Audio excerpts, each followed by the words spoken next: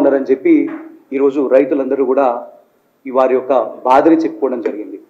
మరి మా నల్గొండ జిల్లాలో ఈరోజు కుంభకోణాలకి కేర్ ఆఫ్ అడ్రస్గా ఈ యొక్క కాంగ్రెస్ పార్టీ ప్రభుత్వం తయారైంది.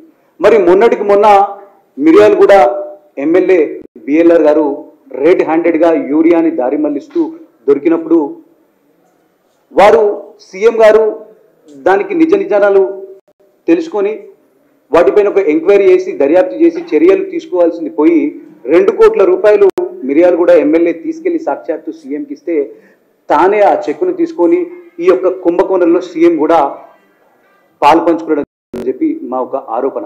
200 కోట్ల యూరియా కుంభకోణం ఈరోజు నల్గొండ జిల్లాలో జరుగుతూ ఉన్నది.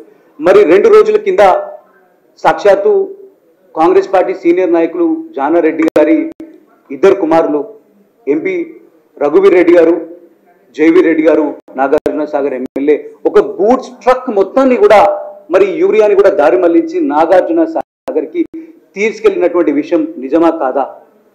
మీరు సీఎం గారు మీరు ఎంక్వైరీ చేయాలని చెప్పి మేము డిమాండ్ చేస్తా ఉన్నాము. ఈరోజు మట్టి నుండి మొదలుపెట్టి ఏది కూడా ఈ యొక్క కాంగ్రెస్ పార్టీ ప్రభుత్వము మన ఉమ్మడి నల్గొండ జిల్లాలో ఉన్నటువంటి కాంగ్రెస్ నాయకులు ఏది కూడా వదలట్లేదు. మొన్న థర్మల్ ప్లాంట్ లో ఒక 300 కోట్లకు సంబంధించినటువంటి ఏ రకంగా కాపర్ ని అమ్ముకొని ఎంత పెద్ద కుంభకోణం బయటకు వచ్చిందో మనం అందరం కూడా చూసినాం. దాని మీద కూడా సీఎం గారు ఎటువంటి చర్యలు తీసుకోలేదు.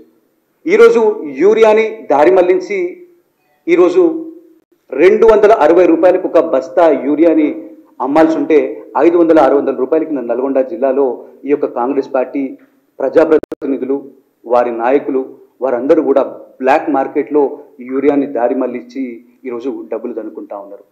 కేంద్ర ప్రభుత్వము యూరియాని ఉచితంగా ఇస్తా ఉన్నది, రాష్ట్ర ప్రభుత్వ వాటా గుండు 0. రాష్ట్ర ప్రభుత్వం యూరియాలో ఎటువంటి కేటాయింపు లేదు. మరి కేంద్ర ప్రభుత్వం రైతుల అభ్యున్నతి గురించి పాటుపడతా ఉంటే గౌరవ దేశ ప్రధాని నరేంద్ర మోదీ గారు అహర్నిశలు దేశ అభివృద్ధి కోసం మరి ఈరోజు తెలంగాణలో కూడా రైతుల అభ్యున్నతి కోసం పనిచేస్తూ ఉంటే ఈ